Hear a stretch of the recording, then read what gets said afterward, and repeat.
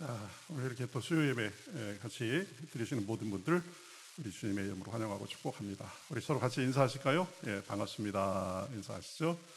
예, 반갑습니다. 반갑습니다. 예, 한 번 더 인사하시겠습니다. 말씀의 은혜 받으세요. 인사하시겠습니다.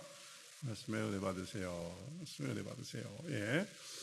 자, 제가 수요 예배 설교할 때는 그 야고보서를 쭉 해왔는데, 오늘이 이제 한 번 더 하고 그 다음에 한 번만 더 하면 야고보서 다 우리가 마치게 될 것 같습니다.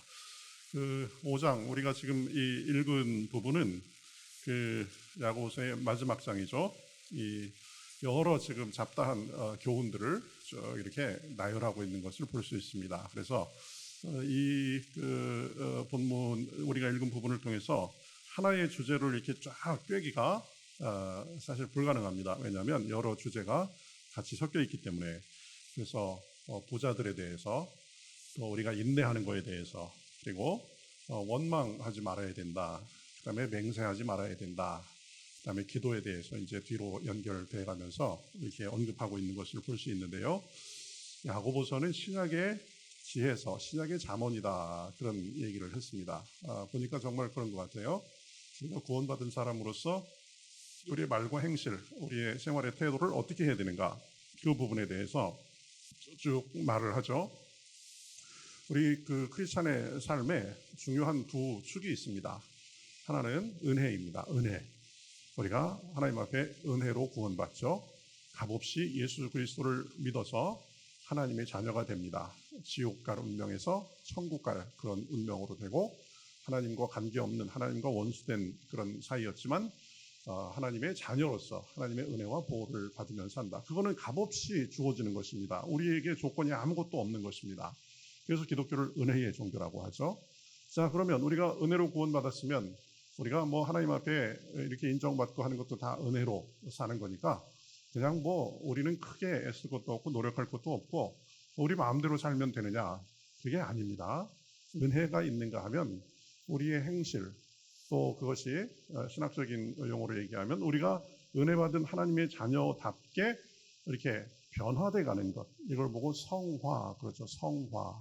하나님의 자녀가 됐으니까 하나님의 자녀답게 우리의 성품과 우리의 생활과 행실과 언행, 이런 것이 점점 깨끗해지고 거룩해지고, 그것을 성화라고 하는 것입니다. 성숙, 우리의 신앙의 성숙, 이렇게도 얘기할 수 있겠죠.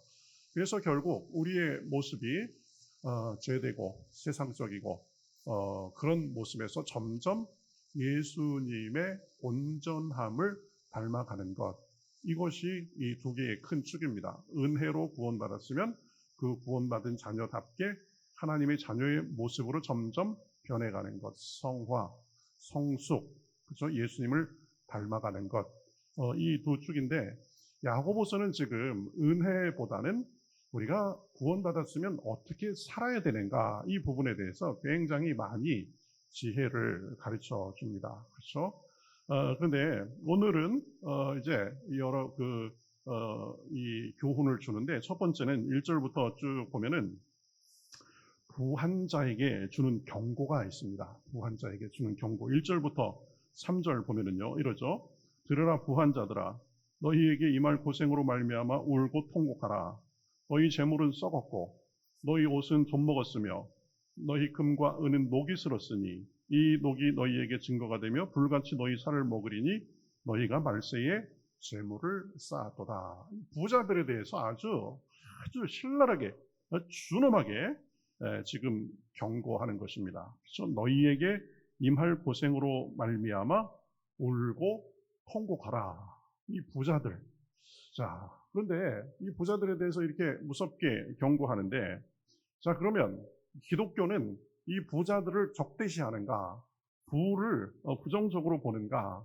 그것은 아닙니다. 보면 하나님께 복받은 사람들은 물질적인 이 복도 받고, 그래서 부자가 되고, 이 성경에서 그것을 부정하지 않습니다. 보면은 뭐 아브라함이나 이삭이나 야곱이나 다 하나님의 그 선택받은 그런 자녀들로서 아주 큰 부자가 되고 그렇죠. 아브라함도 보면 가나안에서 큰 부자가 되고, 또 이삭 같은 경우에는 뭐라 그래요? 그해 농사를 지어서 100배나 소득을 올렸다 그렇습니다. 그래서 100배의 이익이 있었던 거죠. 그래가지고 몇 년 지나서 마침내 거부가 됐다 이럽니다. 그것이 하나님의 복으로 인한 것이다 이렇게 말을 합니다. 야곱 같은 경우에도 보면 이제 형 에서를 피해가지고 멀리 도망갈 때는 포로를 단신 아무것도 없었습니다. 그렇죠? 머리 둘 것도 없었습니다. 그런데 돌아올 때는 보면은 뭐 가축이 몇 대를 이루고 아주 이 거부가 돼서 돌아왔죠. 그것도 다 하나님의 축복으로 그렇게 말을 합니다. 그래서 우리가 물질적으로 복을 받고 누리고 성경에서는 그것을 부정하지 않습니다. 부자 자체가 문제가 아니에요. 여기에서 부자들은 우리 본문을 자세히 보면 부자가 뭐가 문제였느냐, 이 부자들의 문제점이 몇 개가 있는데 우리가 그것을 우리도 잘 좀 새겨 들을 필요가 있습니다. 이 부자들의 문제가 뭐였냐면 첫 번째는 자기들만을 위해서 이 재물을 쌓아놓았습니다. 자기만을 위해서 부를 축적한 거예요. 그래서 보면 2절, 3절 아주 비유적으로 지금 잘 말씀하고 있죠. 너희 재물은 썩었고, 재물이 썩을 정도로 쌓아놓은 겁니다. 그렇죠? 너희 옷은 좀 먹었으며, 옷이 너무 많아가지고 손도 안 대고 입지도 않는 옷이 있고 그래가지고 좀 먹었다. 그리고 3절에 보면 너희 금과 은은 녹이 슬었다. 그러니까 막 얼마나 많이 쌓아놓았는지 아주 녹이 슬고 썩고 돈도 썩어지도록 그렇게 된 것입니다. 그러니까 이 많이 벌어가지고 그냥 채워놓고 해가지고 지금 썩어나도록 그렇게 모으기만 한 것이다. 이게 잘못됐다라는 것입니다. 너 그거 다 모아가지고 뭐 하려고 그렇게 모아놨느냐. 자기만을 위해서 모아하는 거죠. 이게 문제다. 그 다음에 보면 아주 인색했습니다. 인색했어요. 4절에 보세요. 너희 밭에서 추수한 품꾼에게 주지 아니한 삭시 소리 지르며 그 추수한 자의 우는 소리가 만군의 주의 귀에 들렸느니라. 부자이면서 자기 돈은 썩어지도록 그렇게 많으면서 사람들을 일을 시키고 삭도 주지 않고, 그래서 그 사람들의 눈에서 피눈물이 나고 통곡이 나가지고 그것이 주님의 귀에 들렸다. 이 부자가 보면 아주 더 악랄하고 있는 사람들이 더 그렇다고 그러죠. 지금 그런 경우입니다. 그렇죠? 그것에 대해서 지금 야고보서는 비판하고 있는 것입니다. 요즘에는 그런 뉴스가 나온 지가 좀 됐는데 옛날에는 보면은 뭐 악독 기업주다 그래가지고 나중에 보면 그 사람이 뭐 교회 장로님이었네, 집사님이었네, 그래가지고 오히려 기독교가 더 욕을 먹고 이런 사람들이 뭐 적잖게 이렇게 뉴스에도 나오고 사회적으로 얘기거리도 되고 그랬습니다.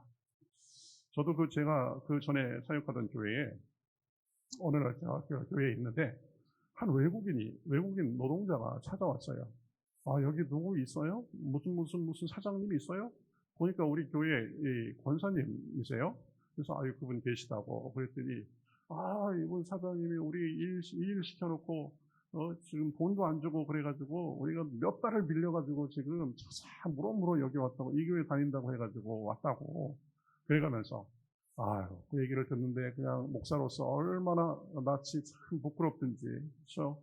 그분 교회에서 참 교회 생활 잘하고 성가대도 열심히 하고 그랬던 분이에요. 교회에서 멀쩡했었어요. 너 사업 열심히 하나 보다 그랬는데 보니까 외국인 노동자들 일 시켜놓고 돈도 안 주고 빼먹고 이 핑계 저리 핑계 대고 그래가지고 얼마나 답답했으면 물어가지고 교회까지 왔겠어요. 지금 이 야고보서에서 이 비판하는 그 부자들의 모습이 그런 것입니다. 자기만을 위해서는 돈이 썩어지도록 쌓으면서 보면은 다른 사람들에게 마땅히 줘야 할 것도 주지 않았다. 그 정도로 인색했다. 그렇죠?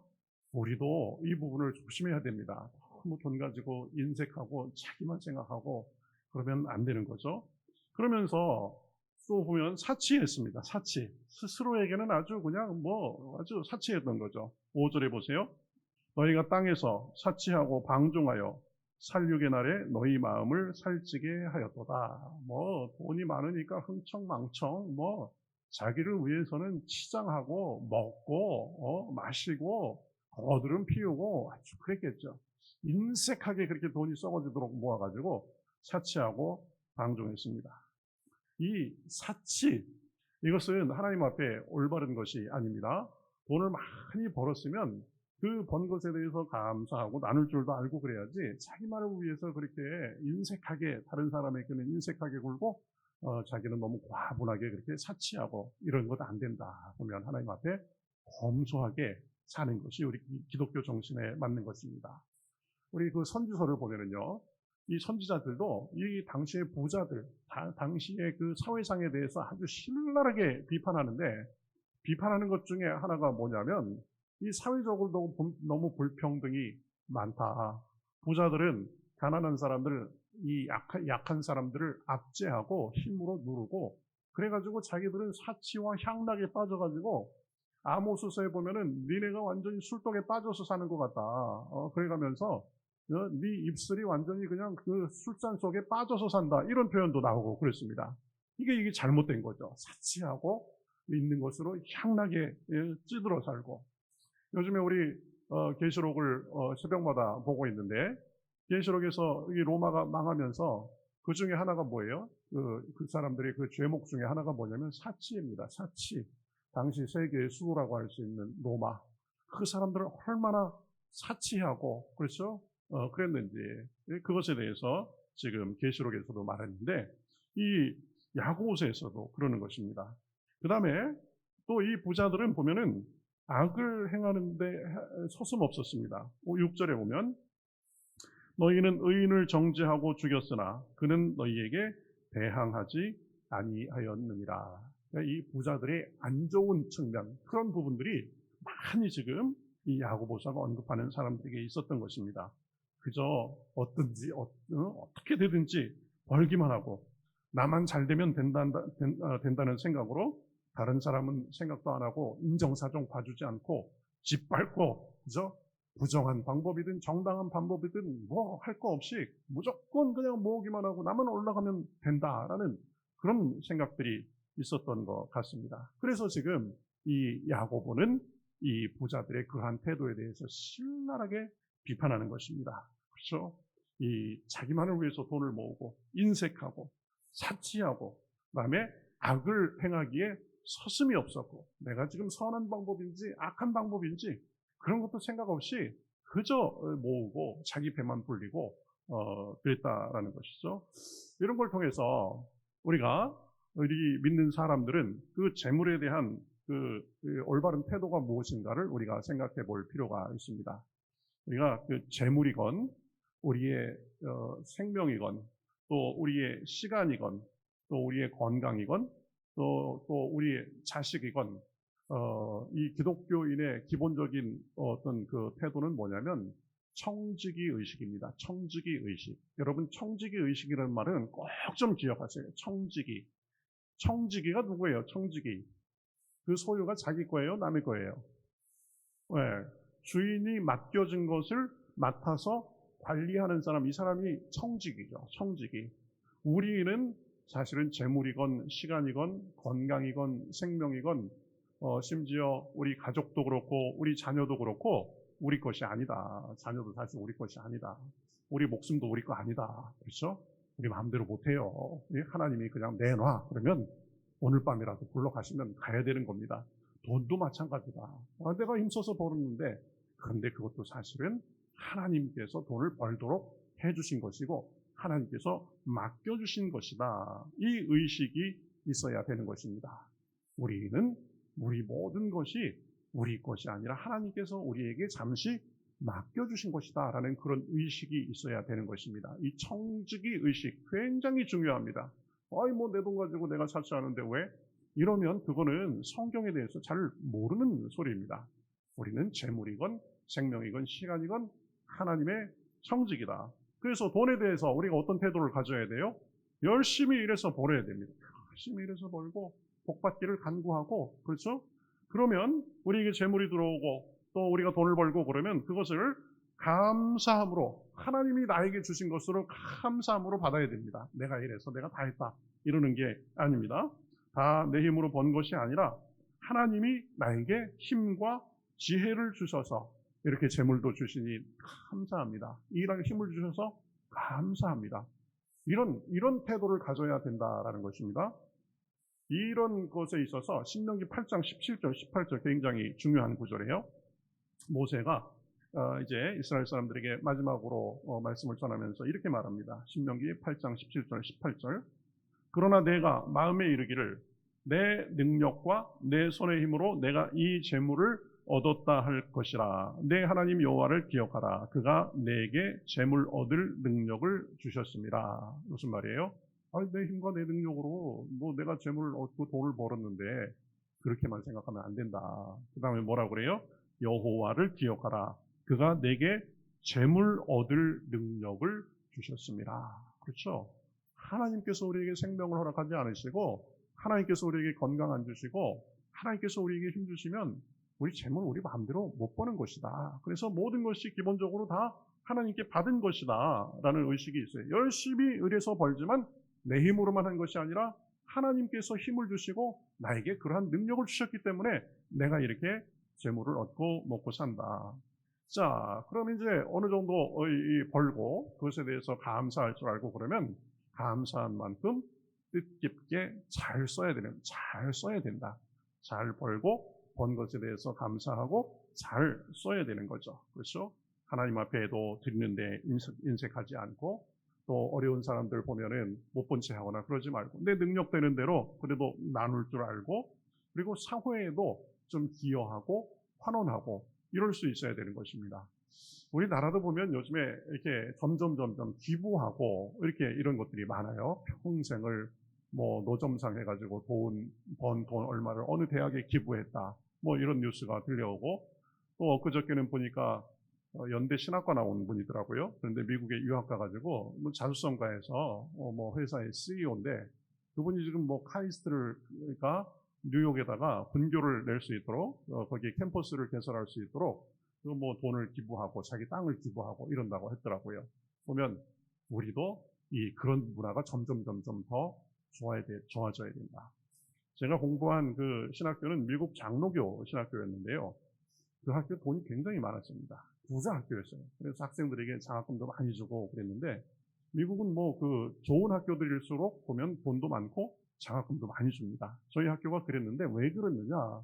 이 미국 그 장로교인들, 미국의 그 기독교인들은 죽으면서 보면 유산을 자기 그 자녀들에게만 다 물려주지 않는데요. 보면 교회나 학교나 교육기관이나 신학교나 이런 데 기부하는 거예요. 뭐 자기 살던 집 알아서 처분해서 쓰십시오. 그래가면서 그런 문화가 발달해가지고 보면 이 미국의 교육기관이나 어떤 신학교나 이런데 뭐 돈이 많은 데가 많이 있습니다. 물론 없는 데는 없지만 그렇죠?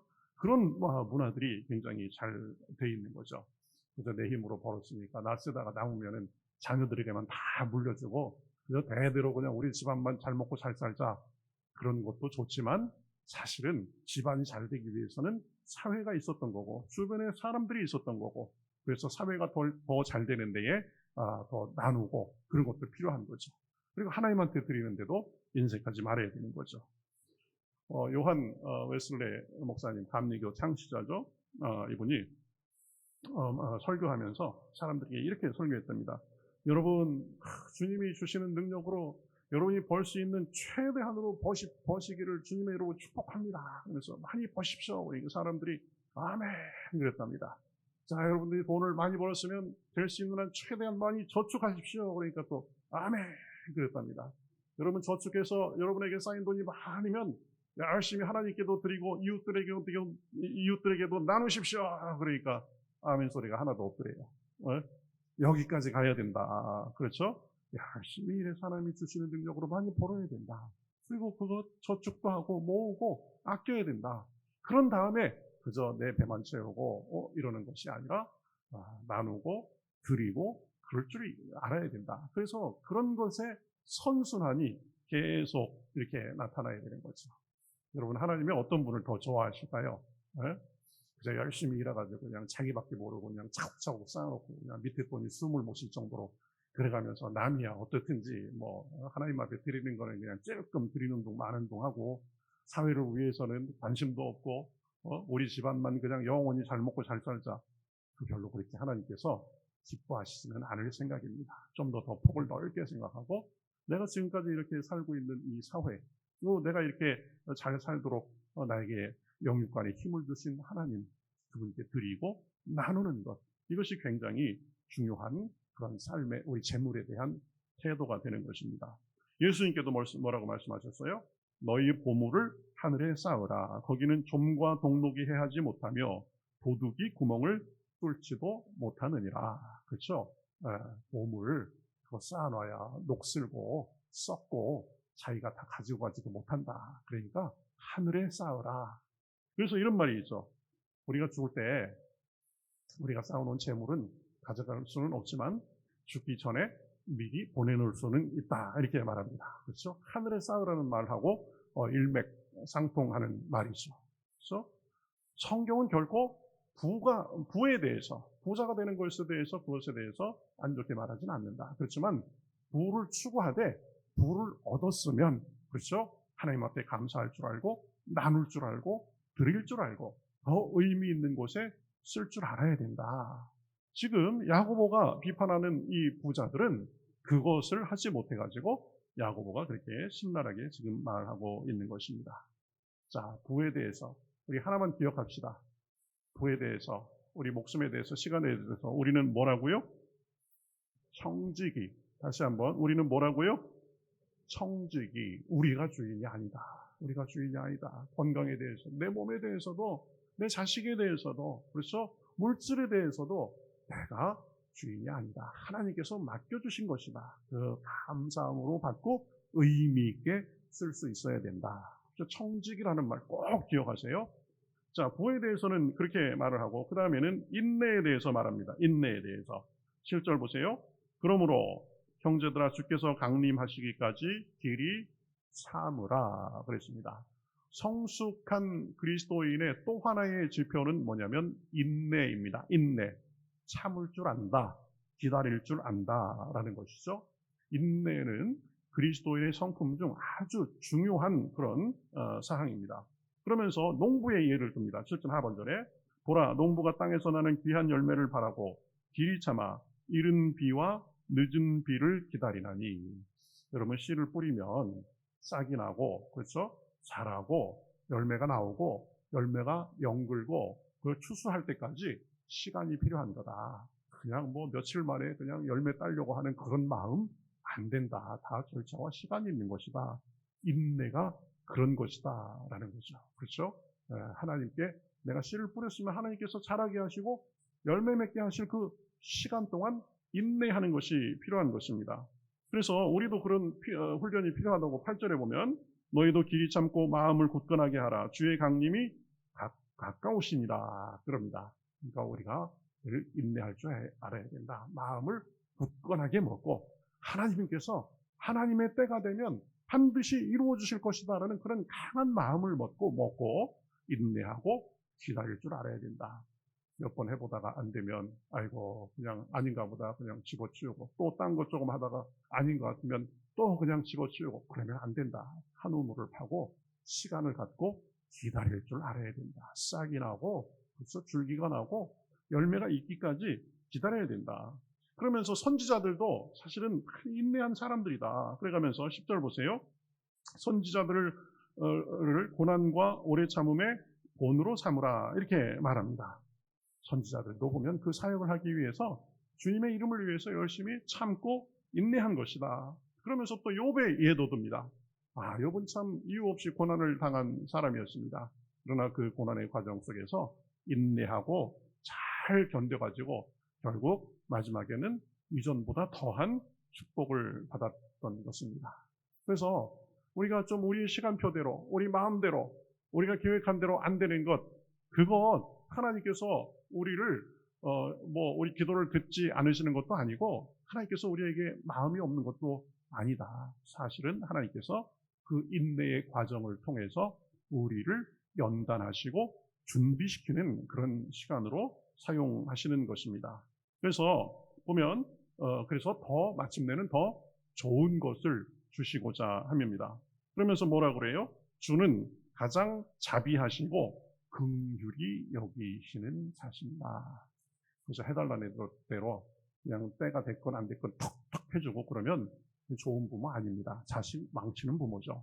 마찬가지다 보면 우리가 신앙적으로 성숙하고 하나님께서 그것을 주셔도 될 만한 때가 될 때까지 우리를 인내로 연단시키시고 준비시키시는 것입니다.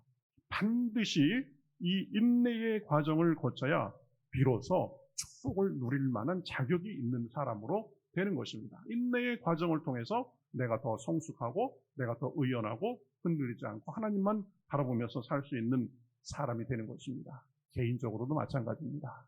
여러분 하나님 앞에 기도하는 기도 제목 있죠?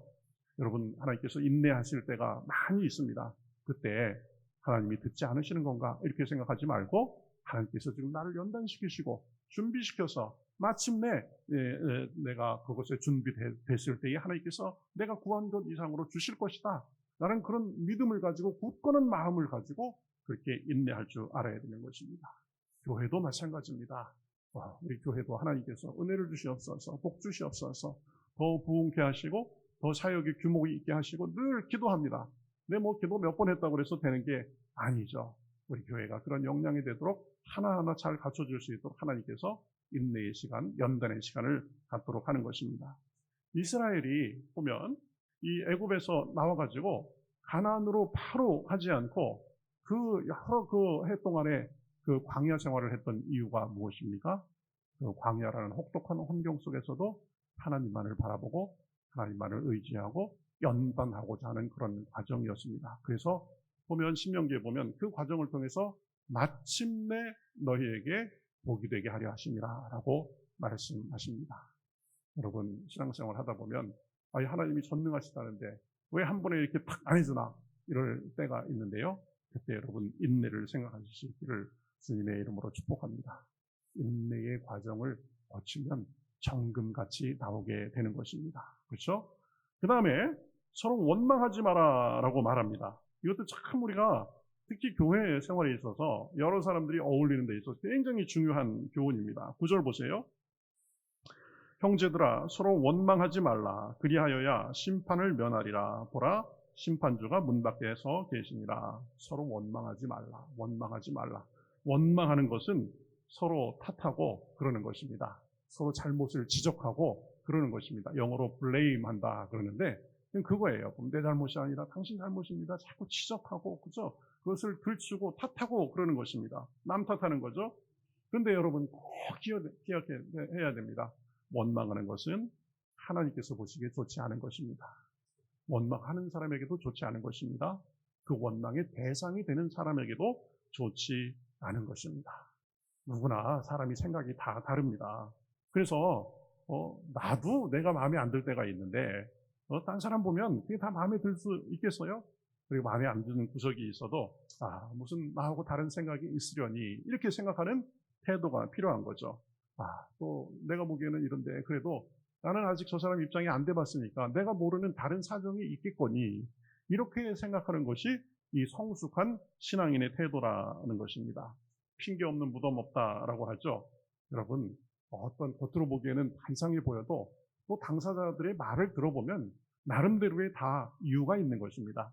우리는 일면만을 보고 다 하는 듯이 이렇게 생각하는데 그거 아니다 보면 그렇죠? 이해할 구석이 없는 것이 아닌 것입니다. 알고 나면 그러니까 쉽게 단정하지 말고 넘겨짚지 말고 좀 더 이해하고 좀 그런 기다려주는 그런 마음이 필요한 거죠. 제가 미국에서 공부할 때 학교에서 도서관에서 아르바이트를 했습니다. 좀 밤 늦은 시간까지 전 아르바이트를 했어요. 그래서 11시가 닫는 시간인데 한 10시 한 40분 돼가지고 이제 닫는 작업을 하는데 근데 그날따라 그 학생들이 책을 빌리는 사람들이 많아가지고 이게 좀 어렵게 됐습니다. 그래서 지침도 있고 해가지고 제가 같이 일하던 어떤 흑인 학생에게 지금 더 이상 책을 받으면 안 된다고 지금 이렇게 되면 지침에 어긋나는 거라고 내가 몇 번을 얘기하는데도 그 사람 들은 척도 안 하고 그냥 사람들 계속 이렇게 해주는 거예요. 그래서 제가 몇 번을 얘기했는데 들은 척도 안 하고 그래가지고 제가 화가 굉장히 많이 났었습니다. 근데 나중에 알고 보니까 그 흑인 같이 일하던 사람은 귀가 안 들리는 사람이었어요. 거의 한쪽도 안 들리고 다른 한쪽도 거의 안 들리는 사람. 내가 무슨 말을 하는지를 아예 듣지를 못했던 거예요. 그래서 제가 속으로 욕하고 불만스러워하고 그런 것들에 대해서 내가 참 다 알지 못하고 그 사람에 대해서 나를 무시하나 그러면서 생각했구나. 그렇게 생각한 적이 있는데 다 그렇다라는 것이죠. 그렇죠? 혹시나 원망하고 싶은 그 대상이 잘못이 있다고 해도 그 잘못을 바로잡는 것은 사실은 우리의 몫이 아니라 하나님의 몫이다라고 말합니다. 진짜 잘못됐으면 하나님께서 이 바로잡아 주실 것이다라고 말씀하는 거죠. 특별히 우리 원망에 대해서 이게 생각하면서 좀 이 앞에서 일하는 사람에 대해서 우리가 어떤 태도를 가져야 될 것인가, 우리 교회가 이 부분에 대해서는 좀 분명히 했으면 좋겠습니다. 앞에서 일하는 사람들이요 보면은 굉장히 사실 어려운 책임을 맡고 있는 것입니다. 그러니까 어떤 사람들은 보면 아유 나 그 뭐 사람들 말도 많고 탓도 많고 원망도 많은데 나 그거 하기 싫습니다. 그런 사람들이 태반이에요. 근데 그런 거 알면서도 어쨌든 맡으려고 했다라는 것이 사실은 굉장히 하나님 앞에 좋은 마음을 먹은 것입니다. 그래도 사람이기 때문에 완전하지 않고 실수도 있고 그렇습니다. 그렇지만 그런 거 감수하고 그래도 하나님의 일을 위해서 교회를 위해서 희생하겠다라고 생각하고 나선 분들입니다. 그러니까 부족하고 마음에 들지 않는 부분이 있어도 기도해주고 덮어주고 그럴 수 있어야 되는 것입니다. 여러분 뒤에서 자꾸 앞에서 이 사람 세워놓고 뒤에서 자꾸 뭐라 그러고 옆에서 자꾸 뭐라 그러고 그래 버릇하면 안 됩니다. 직접 해봐라. 그러면 또 못한다고 그래요. 그런데 뒤에서 옆에서 자꾸 이러니 저러니 하면 뭐 어떻게 하자는 거예요. 보면 일을 하지 말자는 거예요. 뭐예요. 이거는 굉장히 이 안 좋은 그런 태도가 되는 거죠. 그러니까 앞에서 이 세워진 사람들, 또 일을 맡은 사람들, 책임을 맡은 사람들, 그런 사람들이 조금 마음에 안 드는 구석이 있어도 죄가 아니라면, 그죠? 기도해주고, 격려해주고, 밀어주고, 그래야 되는 것입니다. 그래야 이 일을 할 수 있는 것입니다. 여러분, 이 떨어져서 보기에는 쉬워도요, 그 책임 맡아가지고 처음부터 끝까지 다 생각하고 계획하고 하려면은요, 그게 신경 쓸 게 한두 개가 아닙니다. 아무리 치밀하게 일 잘하는 사람도 그게 완벽하게 하는 게 쉽지 않습니다. 그때 부족한 점이 보일 때 뭐라고 해야 돼요? 아유, 왜 그래? 그것도 몰라? 세상에 그 일을 그렇게 하면 어떻게? 이렇게 하는 것이 아니라 자기가 부족한 부분 채워주고 힘들지 그래가면서 격려해주고 내가 뭐 도와줄 거 없을까? 이렇게 이런 태도가 필요한 것입니다. 앞에 세워놓고 사람 잘하니 못하느니 그냥 품평해하고 자꾸 입장도 몰라가면서 전체적인 큰 그림이 어떻게 되는지도 몰라가면서 잔소리하고 굉장히 안 좋은 것이다. 그래서 저도 앞에서 일하는 사람 입장이니까 뭐 같은 입장이라서 그런지 저도 어떤 일을 맡기고 누구 세워드리고 그랬으면 절대 옆에서 그렇게 많이 잔소리 안 합니다. 보면 알아서 하세요. 요건 이렇게 하시고 저건 저렇게 해주시고 기본적인 방향 정해주고 좀 못하고 잘못된 거 있으면 그 부분에 대해서는 좀 참고 기다려주고 그래야 되지. 그죠? 잘 도와주지도 않고 그래가면서 자꾸 뒤에서 이런 소리 저런 소리 자꾸 잔소리하면 그 교회는 이 좋은 교회가 아닙니다. 가능성이 없는 교회입니다. 여러분 사람들이 다 얘기하죠. 교회가 말이 많은 곳이다. 교회가 말이 많은 곳이다. 그러는데 사람들이 많이 모여있기 때문에 말이 많아지려는 경향이 있는 건 어쩔 수 없습니다. 그러나 말이 많고 자꾸 뒤에서 뭐 이러니 저러니 하는 것을 당연히 생각하면 안 된다. 그죠? 앞에 특히 이 세워진 사람들, 그 사람들 뒤에서 기도해주고 도와주고 격려해주고 해야 된다.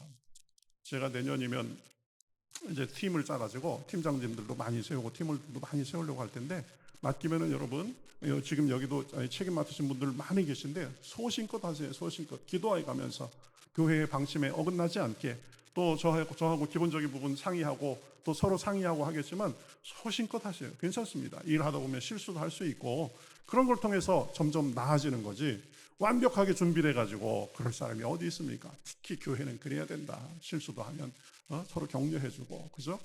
앞에 세워진 사람들에 대해서 원망하지 말아야 되고 서로 원망하지 말아야 된다. 이것이 좋은 교회, 좋은 크리스찬의 그런 태도가 되는 것입니다.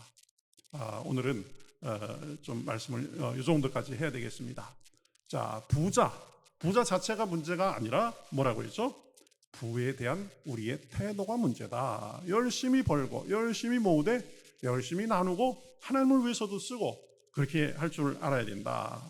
그 다음에 인내에 대해서 말을 했었습니다. 인내를 통해서 하나님께서 우리를 연단시키시고 준비시키시는 것이다. 그러니까 우리 시간표대로 되지 않는다고 해서 쉽게 포기하지 말고 인내의 그런 성품이 우리에게 있어야 된다.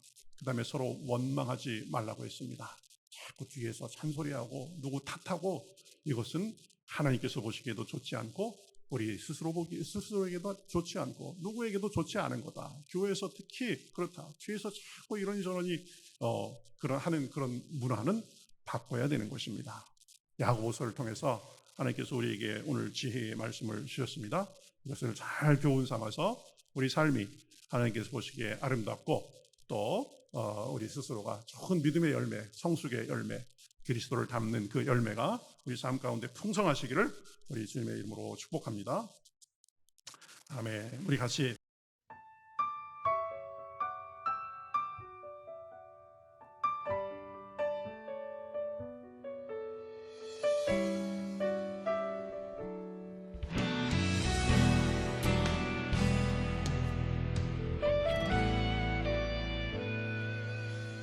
주님 말씀하시면 내가 나가리다.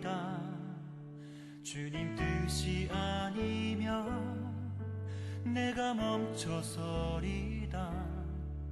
나의 가고 서는 것 주님 뜻에 있으니 오 주님 나를 이끄소서.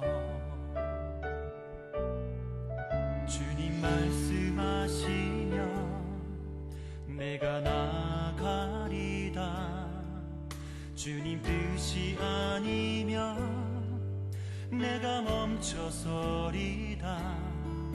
나의 가고 서는 것 주님 뜻에 있으니 오 주님 나를